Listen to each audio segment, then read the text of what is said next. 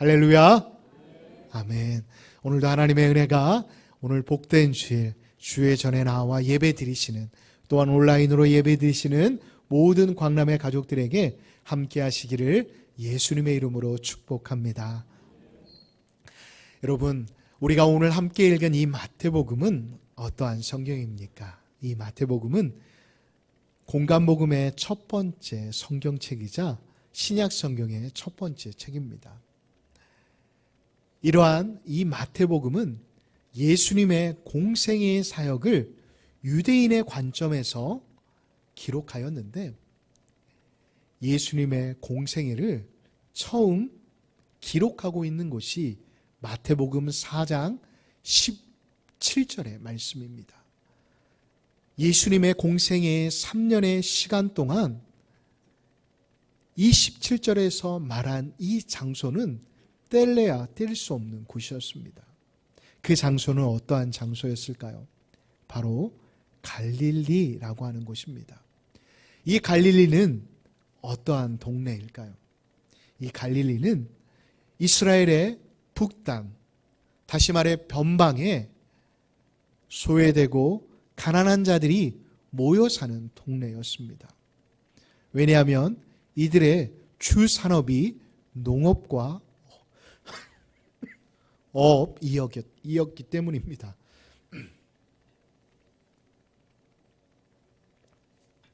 그래서 이 이스라엘 백성들은 주로 이 변방에 사는 이 갈릴리 백성들을 무시하고 소외시켰습니다. 이 마태복음을 기록했던 마태 역시도 마태복음 4장 15절을 통해 이렇게 그 지역에 대해 소개하고 있습니다. 스불론 땅과 납달리 땅과 요단강 저편 해변길과 이방인의 갈릴리여라고 말입니다. 다시 말해 이 이스라엘 백성들이 생각하는 갈릴리는 그리 그들의 기억 속에 남지 않는 변방의 도시였다는 것입니다. 그런데 이곳에 누가 사역을 시작하십니까? 바로 예수님이십니다. 여러분, 예수님은 누구입니까? 예수님은 하나님의 아들이시자 만왕의 왕이십니다. 그의 말 한마디로 자연이 잠잠게 되어질 뿐만 아니라 그의 말 한마디로 모든 질병이, 모든 귀신이 떠나가는 역사, 권능이 있는 분이십니다. 그런데 그런 분이 왜 세상의 중심, 이스라엘의 중심인 예루살렘이 아닌 사람들이 주목하지 않는 갈릴리로 가신 것일까요? 그리고 그 갈릴리에서 사역을 시작하셨을 뿐만 아니라 주된 사역의 지역이 왜 갈릴리셨을까요? 그것은 단 한 가지의 이유였습니다. 바로 하나님께서 자신을 보내신 목적, 그리고 자신이 이 땅 가운데 오신 목적이 바로 그 땅 가운데 살아가고 있었던 사람들이었기 때문이었습니다. 그래서 예수님은 자신의 위치, 자신의 지위, 자신의 모든 환경들을 뒤로 하시고 그들과 함께 3년여 동안 동고동락하시며 그들에게 하나님의 나라는 어떠한 곳인지, 다시 말해 나라를 잃고 소망 없이 살아가는 그 변방의 사람들에게, 병들고 아파하는 자들에게 직접 찾아가셔서 그들을 위로하시고 그들을 안아주시고 그들을 치유해 주셨던 것입니다. 저는 오늘의 본문의 말씀을 묵상하면서 다시 한번 교회의 사명은 무엇일까? 건강한 교회의 모습은 무엇일지에 대해 생각해 보았습니다. 사랑하는 성도 여러분, 여러분들이 생각하시는 건강한 교회의 모습은 어떠한 모습이십니까? 재정이 넉넉한 교회이십니까? 아니면 사람들이 많이 모이는 교회입니까? 아름다운 건물, 또한 좋은 세션들과 많은 달란트를 가진 이들이 하나님 앞에 예배하는 교회가 건강한 교회라고 생각하십니까? 물론 내적인 모습들이 그렇게 외적인 모습으로 드러날 수는 있습니다. 그러나 교회가 웅장하고 또한 헌금이 많이 거쳐 재정이 넉넉하고 또한 많은 사람들이 모인다 할지라도 결코 그러한 교회의 모습들이 건강한 교회의 모습은 아닐 것입니다. 이러한 사실에 대해 빌 하이벨스 목사님은 건강한 교회에 대해 이렇게 말씀하셨습니다. 한 영혼에 대한 열정이 없는 그런 교회는 건강한 교회가 아니다. 한 영혼을 향해 온 교우가 열정을 쏟지 않을 때 그 교회는 교회로서의 사명을 잃은 것이다 라고 말하는 것을 책에서 보았습니다. 그렇다면 한 영혼에 집중하게 되어질 때 나타나게 되어지는 현상은 무엇일까요? 바로 우리 교회로 말하면 목장의 모임이 활성화가 되어지는 것입니다. 그곳에 사람들이 모여들기 시작하고 그 사람이 나랑 다른 환경과 다른 위치에 있는 사람이다 할지라도 함께 모여 함께 교제하고 함께 하나님의 말씀을 나눌 때 위로가 되고 격려가 되고 치유가 되고 변화가 되어지는 그런 역사가 일어날 때 그곳은 아름다운 교회, 건강한 교회의 모습이다라고 부연 설명을 해놓은 것을 보게 되었습니다. 사랑하는 성도 여러분, 지금 우리 광남교회의 모습은 어떠합니까? 건강한 교회의 모습일까요? 자, 그렇다면 우리가 이러한 질문을 가지고 함께 오늘의 본문의 말씀을 살펴보며 하나님께서 저와 여러분들에게 주시는 메시지가 무엇인지 함께 살펴보도록 하겠습니다. 우리가 19절의 말씀을 다 같이 다시 한번 함께 읽도록 하겠습니다. 19절입니다. 시작.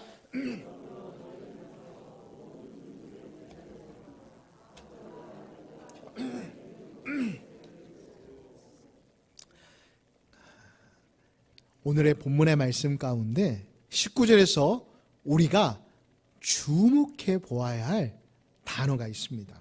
그것은 무엇일까요? 바로 너희는 가서라는 단어입니다. 왜 예수님께서는 제자들에게 마지막 분부하신 이 대명령에 너희는 가서라는 말씀을 꺼내 놓으신 것일까요? 그 이유는 바로 교회란 움직이는 곳이라는 것입니다. 교회란 그 자리에 머물러 있는 곳이 아니라 계속해서 역동적으로 움직여야만 교회다라는 것을 말씀해 주시기 위함이었다는 것입니다.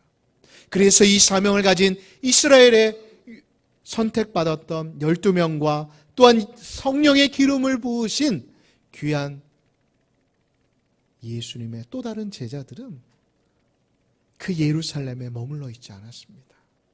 그들은 성령의 충만함을 받은 후 각자의 삶의 자리뿐만 아니라 또한 하나님이 원하시는 그 지역을 향해 나아가 그곳을 변화시키는 주역들이 되었음을 우리는 잊지 말아야 합니다.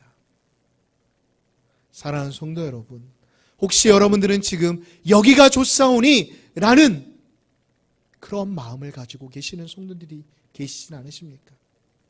이제 우리 교회도 재개발이 되니까 그때까지만 참자, 그때까지만 견디면 돼 라는 마음가짐을 가지고 아직도 그 현실, 이 자리에 머물러 있지 않으신지 여러분들의 모습을 점검해 보셨으면 좋겠습니다.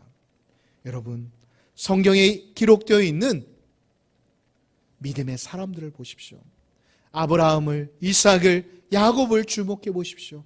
하나같이 그들은 현실에 안주하는 자들이 아니었습니다. 그들의 현실, 그들의 안락한 자리를 벗어나 하나님이 지시하고 명령하신 그곳을 향해 나아갈 때 결국 그들은 믿음의 조상이 되었을 뿐만 아니라 그들이 속해 있는 그 지역과 삶의 반경들을 변화시키는 놀라운 역사를 이루는 하나님의 사람들이 되었다는 것을 우리는 주목해 봐야 합니다. 여러분, 예수님도 보십시오. 예수님 역시도 회당에만 계시지 않으셨습니다. 예수님이 주일 외에, 안식일 외에 언제 회당에 가셨습니까? 예수님은 제자들과 함께 들로, 산으로, 그리고 마을로 향해 나아가셨습니다. 그리고 복음을 전파하셨다는 것입니다. 사랑하는 성도 여러분, 아직도 우리 목장이 좋사오니, 우리 교회가 좋사오니, 이곳이 좋사오니라는 마음가짐을 가지고 이 자리에, 현실에 안주하려고 계시는 성도님들이 계십니까? 그렇다면 오늘의 말씀을 통해 그 모든 우리의 잘못된 가치관과 세계관들을 깨뜨려 버리시고 이제 여러분들의 삶의 자리로 나아가시기를 예수님의 이름으로 축복합니다. 여러분, 우리가 이제 세상을 향해 나아가야 합니다. 왜요? 제가 작년에 뉴스를 보니 아마 여러분들도 한 번쯤은 보셨을 것입니다. AP통신에서 작년 6월에 해외 토픽으로 낸 기사가 있었습니다.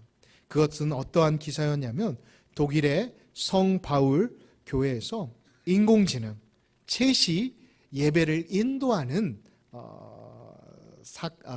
그 실황을 생중계할 뿐만 아니라 뉴스로 보내는 것들을 보게 되었습니다. 다시 말해 이제 목사가 그리고 더 이상 어떠한 예배의 인도자가 예배를 주관하는 게 아니라 인공지능이 지시되어진 메시지에 따라서 예배를 인도하고 설교를 하게 되었던 것입니다. 인공지능 챗이 이렇게 예배의 시작을 알렸다고 합니다. 여러분에게 설교하게 되어서 영광입니다. 그리고 설교의 내용은 과거에 집착하지 말고 현재 자신의 직면한 도전에 집중하며 죽음에 대한 두려움을 극복해 예수님에 대한 신뢰를 잃지 말라는 내용의 메시지였습니다.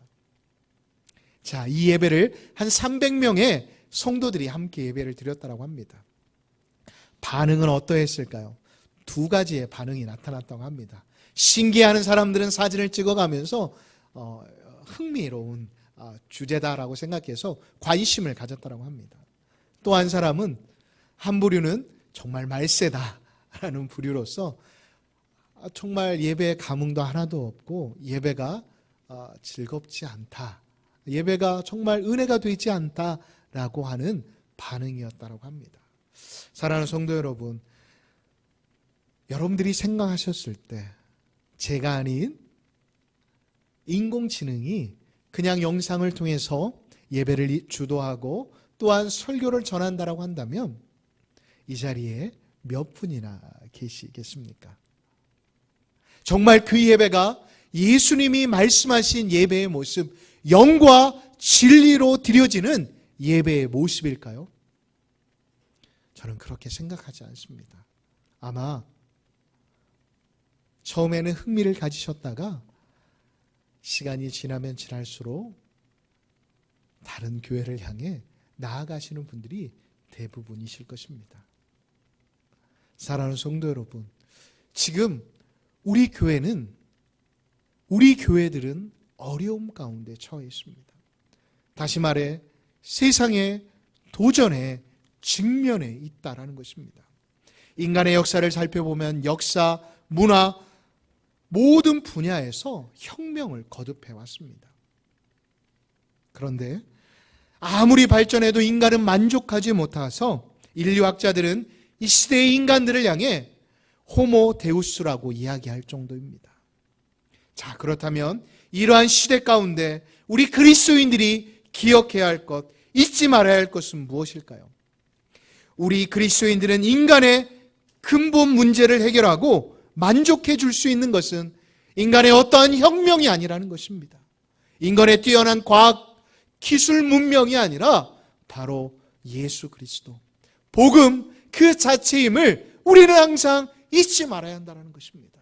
우리가 이 땅을 살아간다 할지라도 하나님이 지금도 나에게 자연을 통해 말씀을 통해 주시는 그 말씀을 레마로 삼고 나의 삶의 자리 가운데 어떠한 시험과 여건과 두려움이 다가온다 할지라도 그것들을 이겨낼 수 있는 힘과 능력이 우리 안에 생겨지게 되어질 때 우리는 이 땅에서 그리스도인이라는 그 이름이 부끄럽지 않는 삶을 살아낼 수 있음을 잊지 않는 믿음의 사람들이 되시길 바랍니다. 여러분, 그렇습니다. 이러한 사실을 바로 알고 예수님을 믿는 사람들이 이 사명, 복음 전하는 사명에 목숨을 걸었던 때가 언제였을까요? 아이러니하게도 초대교회였습니다. 여러분, 초대교회를 한번 생각해 보십시오. 정말 지난주까지만 해도 성만찬을 하며 서로 주 안에서 형제 자매임을 나누었던 사람들이 하루아침에 형장의 이슬로, 다시 말해 사자의 밥으로 사라져 버렸습니다. 뿐만 아닙니다. 오늘도 같이 그들만의 언어로 예배 드리자라고 하며 각자의 가정에서 흩어져 예배 드렸는데, 유대인들이, 유대교를 신봉하는 이들이 불을 질러 하루아침에 죄로 변해버린 성도들이 가득한 그 시대, 그 시대에 복음이 제일 편만하게 전파되었다고 합니다. 여러분, 이스라엘에도 예수님을 믿는 사람들이 많지 않았습니다. 그 당시에 많으면 4%, 적으면 2%밖에 되지 않았다고 합니다. 로마 역시도 마찬가지입니다. 그런데 어떻게 이러한 역사가 일어날 수 있었을까요? 그들이 가지고 있었던 복음에 대한 확신, 그들이 믿었던 예수 그리스도, 자신을 위해 십자가에 달려 돌아가시고 3일 만에 죽음에서 부활하신 그 예수 그리스도에 대한 믿음의 확신이 그들의 마음 가운데 가득하였기에 그들은 현실에 안주하지 않고 계속해서 그들의 삶의 자리를 향해 나아갔기 때문이었습니다. 그래서 결국 세상 사람들이 두려워하는 사람들이 되었다는 것입니다. 세상 사람들이 본받고 싶어하는 사람들이 되었다는 것을 잊지 마시기 바랍니다. 사랑하는 성도 여러분, 우리 역시도 이제 일어나야 합니다. 언제까지 우리 교회만 생각하실 겁니까? 언제까지 나 자신만을, 우리 가족만을 생각하시겠습니까? 이제는 너희는 가서라는 그 예수님의 명령에 우리 모두가 아멘으로 순종할 수 있는 믿음의 사람들이 되시기를 예수님의 이름으로 축복합니다. 두 번째로는 19절을 우리 다시 한번 봐볼까요? 우리 19절을 다시 한번 보면 한글 성경으로 보면 동사가 참 많아 보입니다. 그런데 원어, 헬라어 성경을 살펴보면 동사는 딱 한 문장밖에 없습니다. 너희는 제자를 삼아, 모든 민족을 제자로 삼아라는 이 단어만이, 이 문장만이 동사입니다. 그리고 아버지와 아들과 성령의 이름으로 세례를 베풀고 또한 가르쳐 지키게 하라, 20절까지의 말씀을 보면 그것은 다 헬라어로 보면 분사입니다. 다시 말해 제자 삼는 것, 그것이 바로 예수님이 제자들에게 권면하고 싶었던 가장 큰 핵심 메시지였다는 것입니다. 여러분, 제자는 무엇일까요? 어느 목사님께서 이 제자에 대해 너무나도 재미있게 해석하셨더라고요. 여러분, 어떠한 한 가지의 일에 몰두하거나 그것에 미친 사람들을 뭐라고 하죠? 보통 보니까 덕후라고 요즘은 이야기를 많이 합니다. 뭐 이렇게 애니메이션이나 또한 영화, 그리고 또 뭐 오락은 아니지만 뭐 여러 가지 것들에 빠져 있는 사람들을 덕후라고 하는데, 이 덕후라는 이 단어는 일본어 오타쿠에서 유래되었다고 합니다. 여러분, 제자 역시도 마찬가지입니다. 제가 어느 집사님과 대화할 때 그 집사님이 그러시더라고요. 목사님, 제가 사업을 해서 이렇게 그래도 이 자리까지 올 수 있었던 건 저는 미쳤기 때문입니다. 그 사업에 미쳤기 때문에 제가 그래도 지금 이 자리에 와서 사람들에게 식사 한 끼 대접하면서 또한 하나님의 나라를 위해서 일할 수 있게 되었습니다라는 저는 이야기가 떠올랐습니다. 여러분, 예수 믿는 사람들도 마찬가지여야지 않을까 생각해 보았습니다. 제자론에 있어서 우리나라에서 제일 유명하신 오카는 목사님께서는 제자 훈련을 하시면서 항상 강조하시는 게 있었습니다. 바로 광인론입니다. 예수에게 미치지 않으면, 예수로 인해 모든 생각과 마음이 그것을 향해 있지 않으면 절대 제자가 될 수 없다라는 것입니다. 여러분, 사도행전을 보십시오.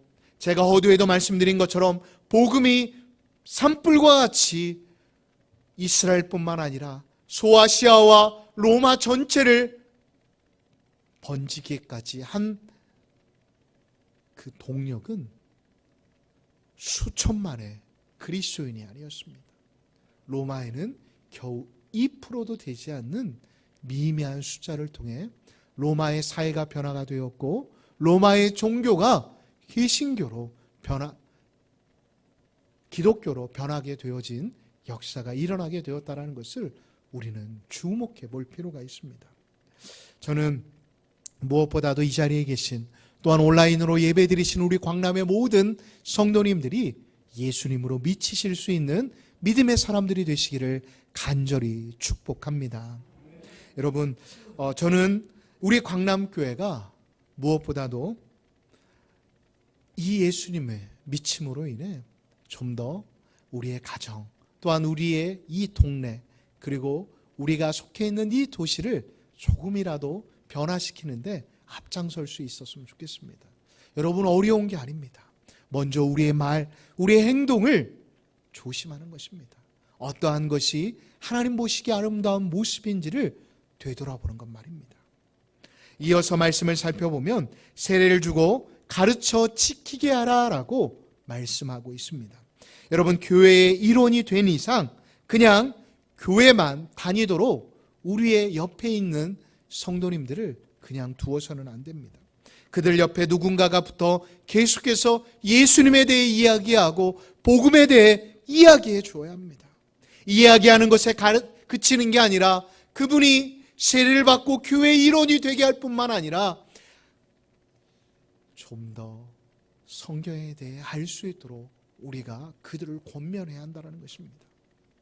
여러분, 미국의 교회 역사들을 살펴보면 여러분, 이단이 가장 많은 지역이 어떠한 지역인지 아십니까? 놀랍게도 미국의 기독교 역사학자들이 그 분포도를 살펴보니 미국의 1910년도에 일어났던 부흥의 불길이 일어났던 도시들에 너무나도 많은 이단들이 분포되어 있음을 발견하였다고 합니다. 왜 그러한 현상이 나타나는 것일까요? 그 당시에 복음을 듣고 많은 사람들이 교회 가운데 나왔지만 교회에서 그들을 양육하고 그들을 가르치지 못하였기 때문에 거짓 선지자들의 속삭임과 그들의 가르침에 기존 성도들이 또한 새로운 가족들이 넘어가 버렸던 것입니다. 그래서 아이러니하게도 부흥의 불길이 가득 넘쳤던 그 도시에 이단들이 더 많이 분포되어 있다고 합니다. 여러분, 우리 광남교회, 저는 이 사실에 한번 주목해 보았습니다. 우리 광남교회 역시도 거짓 선지자들이 들어오거나 또한 거짓 선지자들의 잘못된 만남을 통해 거짓 교훈들을 받고 가르침을 받게 되면 안 되기에 어서 빨리 온라인 교육뿐만 아니라 또한 하반기부터는 제자 훈련을 시작해야 하지 않을까 생각해 보았습니다. 저뿐만 아니라 이 자리에 계신 항존 직분자들, 그리고 은퇴하신 분들도 마찬가지입니다. 먼저 믿은 저희들이 영적인 아비, 영적인 어미, 영적인 스승이 되어야 한다는 것을 잊지 마시기 바랍니다. 거짓된 가르침에서 벗어날 수 있도록 여러분들이 함께 제자 훈련에 동참해 주시고 또 다른 여러분들의 예수님의 제자들을 양육하는데 힘써 주셨으면 좋겠습니다. 그리하여 우리 온 광남교회 성도들이 진정한 영성과 성경적 공동체성을 가질 수 있도록 금년 한 해 힘써 보도록 하겠습니다. 이를 위해서 제가 세 가지를 한번 생각해 보았습니다. 우리 첫 번째로 한번 PPT를 한번 띄워줘 보실까요? 새가족 양육교육을 실시하도록 하겠습니다. 먼저 우리 오늘부터 2주간에 걸쳐서 짧지만 새가족 양육교육을 실시해 보려고 합니다. 여러분, 그래도 많은 분들이 지원해 주셨지만 그래도 나이별로 또한 성별로 많은 새가족 양육위원들이 필요합니다. 안내로 또한 양육을 통해 또한 그들을 계속해서 지속적으로 관찰하고 충보해 줄 수 있는 중보자들이 필요합니다. 여러분, 아직도 마음 가운데 나는 이제 나이도 있고 나는 아는 게 없어서 라는 마음을 가지지 마시고 함께 동참해 주셨으면 좋겠습니다. 여러분도 알다시피 지금 우리 교회가 변화의 시기 가운데 있습니다. 그러다 보니 많은 것들이 조금 힘들 수 있는 상황 가운데 있지만 그래도 여러분들이 함께 두 사람의 목, 세 사람의 목을 해주시게 되어지면 하나님께서 여러분들을 통해 우리 교회가 더욱더 하나님 보시기 아름다운 교회로 만들어가지 않을까 생각해 보았습니다. 두 번째로는 온라인 성경 공부를 개설하려고 합니다. 여러분, 이를 위해서 우리 교회가 홈페이지를 지금 개설하려고 제가 지금 준비 중에 있습니다. 적어도 우리가 창립 기념일쯤 해가지고 홈페이지를 개설하면서 그곳에서 여러분들이 지금 성경 통독을 하면서 이제 귀로도 말씀을 들을 수 있도록 작업을 할 뿐만 아니라 말씀 묵상 카드 그리고 온라인 성경 공부를 홈페이지에서 들을 수 있도록 컴퓨터뿐만 아니라 핸드폰에서도 볼 수 있도록 준비 작업을 하고 있습니다. 아직 부족한 부분들이 많이 있지만 이런 부분들이 이때, 다시 말해 미디어가 발달하고 온라인이 발달한 이때에 이런 부분들을 통해 우리 주변에 있는 이들에게 복음을 전하고 우리 교회를 소개할 수 있는 창구들을 만들어 가도록 하겠습니다. 그런데 이런 외적인 부분 노력 말고 우리가 동시에 함께 힘써야 할 일들이 있습니다. 인공지능이 아무리 발달한다 할지라도 하나님의 구원의 대상은 기계가 아닙니다. 바로 사람이라는 것입니다. 회복의 대상은 온 세상임을 깨닫고 우리 한 사람 한 사람이 먼저 사람의 중요성을 인식하고 인공지능이 가질 수 없는 영성의 회복과 영성의 재별관을 위한 노력을 교회가 그리고 목회자인 제가 더욱더 힘써 가도록 하겠습니다. 그러니 여러분, 공예배 회복을 위해 여러분들이 힘써 주셨으면 좋겠습니다. 물론 우리 교회는 원동로에서 이 사들마을에서 오시는 가정은 한 6가정, 7가정밖에 되지 않고 다 분당에서 또 일산에서 양주에서 또 이렇게 먼 곳에서 오시는 분들이 참 많이 있지만 그럼에도 불구하고 여러분, 우리가 더 모이게 힘쓰게 되어진다고 한다면 하나님께서 저와 여러분들을 통해 하나님의 귀한 한 영혼을 향한 귀한 구령의 열정을 보시고 이 자리가 차고 넓힐 뿐만 아니라 하나님께서 이 시대 가운데 우리 교회에 주신 귀한 사명, 대위임 명령을 잘 지켜나가리라고 믿습니다. 이 사역에 함께 동역해 주시기 바랍니다. 마지막으로 세 번째입니다. 예배 환경의 개선입니다. 여러분, 무엇보다도 이 온라인 또한 여러 모습들이 우리가 영적인 모습들을 회복하는 것도 참 중요하지만 그럼 무엇보다도 기존의 성도님들뿐만 아니라 새로운 성도님들이 우리 교회에 찾아오셨을 때 소리가 참 중요합니다.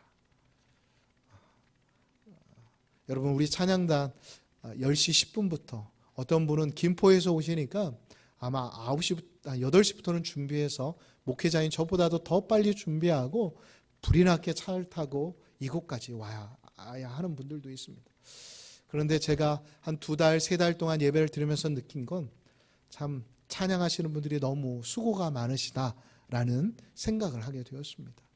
찬양하시는 분들뿐만 아니라 또한 예배에 참석하신 분들이 좋은 환경 가운데 예배 드리게 하는 것, 그건 역시도 우리가 할 수 있는 또 다른 선교의 모습이 아닐까 생각해 보았습니다. 사랑하는 성도 여러분, 저를 위해 사는 게 아닙니다. 무엇보다도 예배 드리시는 여러분 한 분 한 분이 좀 더 설교자의 목소리가 그리고 찬양하는 성도님들의 목소리가 아름답게 들려지고 함께 은혜가 공유가 되어질 수 있도록 이 일을 추진할 텐데 여러분들이 동역자가 되어주십시오. 여러분들이 함께하여 주실 때 우리 교회가 더욱더 아름다운 성전이 더 아름다운 사람들이 함께 모여 하나님을 예배하는 자리로 변화되어지지 않을까 생각해 보았습니다. 이제 말씀을 마무리하도록 하겠습니다. 광남의 가족 여러분, 무엇보다도 우리 주변을 돌아보면 죄악의 굴레에서 아직도 벗어나지 못한 많은 우리의 이웃들이 있습니다. 많은 인생들이 있다고 합니다. 그들을 그냥 바라만 보고 계시겠습니까? 우리가 이제 먼저 우리의 일상의 자리에서 좀 벗어나 나만을 위해 사는 게 아니라 그들에게 예수님을 전해보았으면 좋겠습니다. 뿐만 아니라 전하더라도 이전과는 좀 다른 방식으로 말입니다. 내가 들은 주일의 말씀들, 내가 한 주간 받았던 그 말씀 카드를 우리 가족에게, 우리 이웃에게 한번 전달해 보시지 않으시겠습니까? 그리고 그렇게 초대되어진 우리 이웃들을 목장과 그리고 우리 예배당에서 함께 예배 드릴 뿐만 아니라 그들을 가르치는 것, 양육하는 일에 우리 모두가 동참해야 합니다. 이것이 오늘 이 마태복음 28장을 통해 저와 이 자리에 계신 우리 성도님들에게 주시는 메시지라는 것을 잊지 않았으면 좋겠습니다. 그래서 우리 교회가 좀 더 현실에 머물러 있는 게 아니라 가서 역동적으로 또한 함께 예배 드릴 때 이 예배의 자리가 찬양의 소리로 풍성하고 메시지의 전달이 잘 전달되어지므로 하나님께서 기뻐하시는 우리 광남교회 예배의 모습이 되었으면 좋겠습니다. 이러한 일에 여러분들이 동역자가 되어주시기를 예수님의 이름으로 축복합니다. 여러분, 물론 우리 힘으로 할 수 없어요. 그래서 예수님께서 오늘의 본문의 마지막 절에 뭐라고 하시는지 우리가 20절을 다 같이 한번 읽어보겠습니다. 시작! 내가 너희에게 분부한 모든 것을 볼지어다. 내가 세상 끝날까지 너희와 항상 함께 있으리라 하시니라. 아멘. 그렇습니다. 세상 끝날까지 어떻게 하신다고요? 항상 임마누엘로 우리와 함께 해주신다라고 약속해 주시고 계십니다. 여러분, 이 사실을 우리가 믿고 나아갔으면 좋겠습니다. 오늘도 또 감사한 게 우리 원로 목사님께서 첫 우리 어디 보면 이제 우리 선교비를 헌금해 주셨어요. 이게 또 모체가 되어서 여러분들이 오늘 작정해 주신 그 선교 헌금을 통해서 이제 우리 교회가 제가 광고 시간에 선포했듯이 이제 우리 교회도 단독 선교사뿐만 아니라 또 해외의 아름다운 교회들을 지어냄으로 인해 하나님께서 우리 교회 가운데 또한 우리 각자 가운데 주신 그 선교의 사명을 잘 감당하실 수 있는 우리 광남의 가족들이 되시기를 예수님의 이름으로 축복합니다.